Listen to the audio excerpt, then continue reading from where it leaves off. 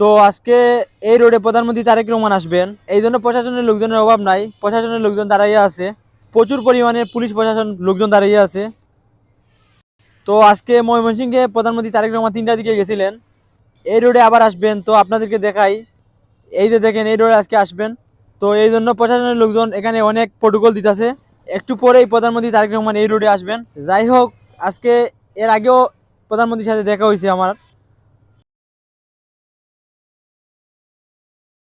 তো আজকেও আবার দেখা হবে ইনশাল্লাহ।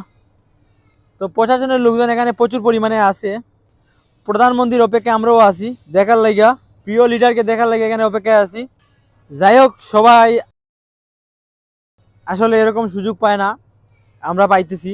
আসলে ভালোই লাগতেছে, প্রধানমন্ত্রীকে দেখতে পারবো। তো দেখা যাক, অপেক্ষায় আছি ইনশাল্লাহ। প্রধানমন্ত্রীকে দেখার জন্য অপেক্ষায় আছি। একটা দেশের প্রধানমন্ত্রীকে দেখাটা আসলে সৌভাগ্যের বিষয়। এই অপেক্ষায় আছি, ইনশাল্লাহ দেখা হইব। তো সবাই এখানে অপেক্ষায় আছে, প্রশাসনের লোকজন এখানে প্রচুর পরিমাণে আছে। তো বর্তমানে মানুষ খুব কম, তো একটু পরে মানুষ এখানে ভিড় করবে। তো আসলে ভালো লাগতেছে, প্রধানমন্ত্রীকে আবার সামনাসামনি দেখতে পারবো। প্রধানমন্ত্রী হওয়ার আগে একবার দেখছিলাম।